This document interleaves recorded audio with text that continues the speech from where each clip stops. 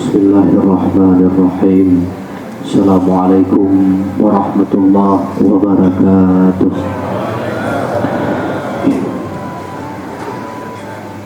Alhamdulillahirabbil alamin. Wassalatu wassalamu ala asyrafil anbiya'i wal mursalin wa ala alihi wa sahbihi ajma'in.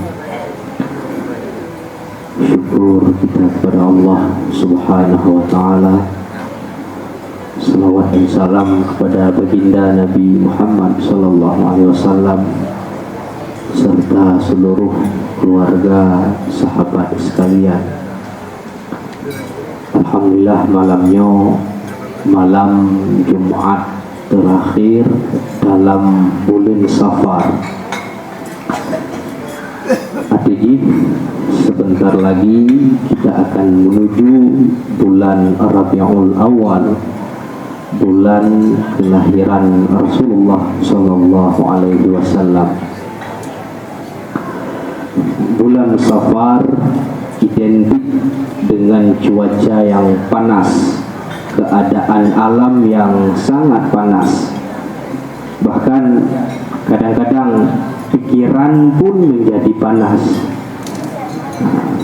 mudah tersulut emosi dan sebagainya.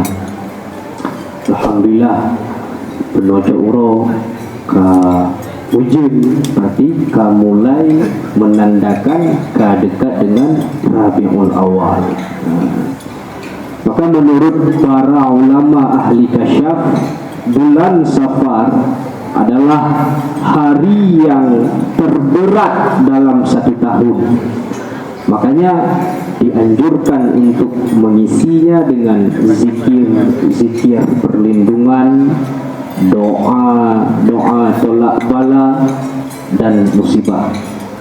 Jamaah yang dimuliakan oleh Allah, marilah kita lihat kembali bulan Safar dalam dimensi tasawuf, bahwa Safar itu terdiri dari 3 buah huruf, Shad, Fa, dan Ra.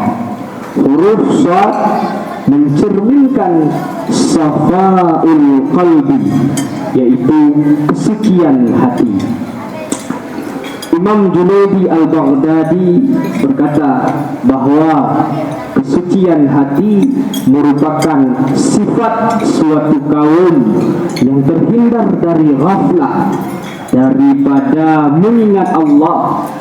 Karena ghaflah ataupun lalai dalam mengingat Allah lebih besar bahayanya daripada masuk neraka.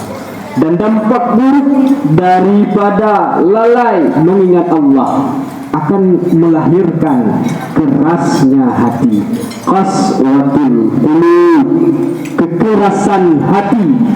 Firman Allah dalam Al-Quran, fawailun lil qasiyati qulubuhum min dzikrillah, maka celakalah bagi mereka yang keras hatinya daripada mengingat Allah. Ulaika fi dhalalin mubin, mereka itulah yang berada dalam kesesatan yang nyata. Bersemayamnya penyakit ghaflah pada diri seseorang karena ia memperturut mengikuti kecenderungan hawa nafsunya dan juga bisikan-bisikan syaitan, karena syaitan berjalan dalam jasad manusia melalui peredaran darah. Sebagaimana sabda Nabi, fakhashitu an yuqdafa fi qulubikuma syai'in, yang aku khawatirkan pada kamu berdua, yaitu Sayyidina Abu Bakar dan Sayyidina Umar radhiyallahu anhuma, adalah apabila adanya sesuatu yang dilempar ke dalam hatimu, sesuatu yang ada di dalam hatimu itu adalah ghaflah, lalai dalam mengingat Allah. Maka dari itu wajib hukumnya fardhu ain bagi kita untuk benar-benar serius menuju taat dalam mengingat Allah, berjihad daripada ghaflah yang menghasilkan kerasnya hati.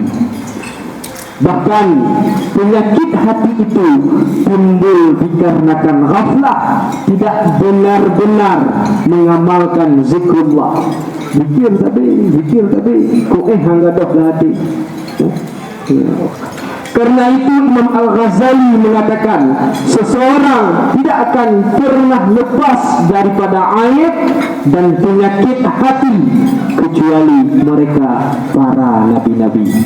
Maka hanya obat, hanya cara, tiada obat dan cara untuk menghilangkan penyakit itu kecuali dengan mendawamkan zikrullah, baik itu zikir khafi ataupun zikir jahar. Rasulullah katakan bahwa zikir itu nikmat daripada Allah.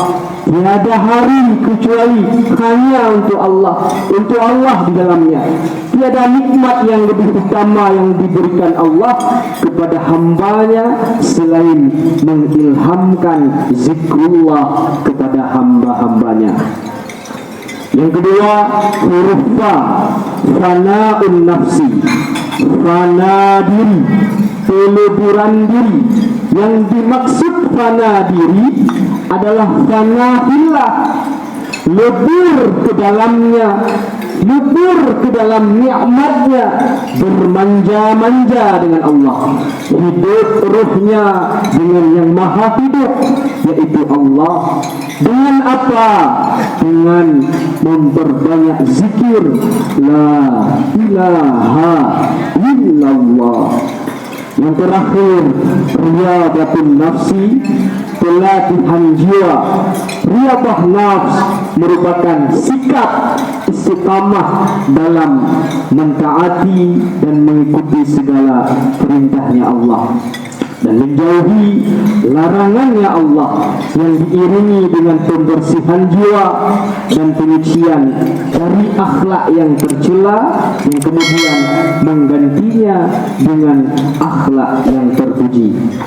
Hal ini dengan cara membuang sifat tercela, takhalli dari jiwa, yaitu dengan meninggalkan segala kecenderungan hawa nafsu dan menghiasinya, ataupun takhalli dengan berzikir kepada Allah. Firman Allah, innal ladzina qalu rabbunallah tsumma istaqamu tatanazzalu alaihimul malaikatu alla takhafu wa la tahzanu wa abshiru bil jannati allati kuntum tu'adun.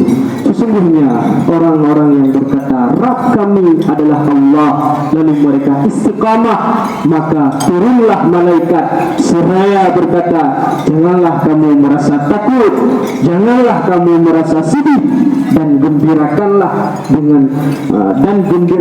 mereka dengan syurga yang telah dijanjikan Allah. Sayyidina Ali berkata, jadilah kamu pemilik istiqamah, bukan penuntut karamah. Mudah-mudahan Allah beri kita istiqamah dalam jalan ketaatan pada Allah. Amin, amin ya rabbal alamin. Dan Allah wa iyyakum ajma'in. Wassalamualaikum warahmatullahi wabarakatuh.